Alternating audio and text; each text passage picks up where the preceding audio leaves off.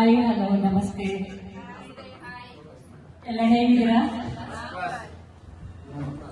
ನಾವು ಎಲ್ಲ ಚೆನ್ನಾಗಿದ್ದೀರಲ್ಲ? ಸೂಪರ್ ಅಲ್ಲ? ಬಿಂದಾಸ್ ನಗ್ತಾ ಇದ್ದೀರಲ್ಲ?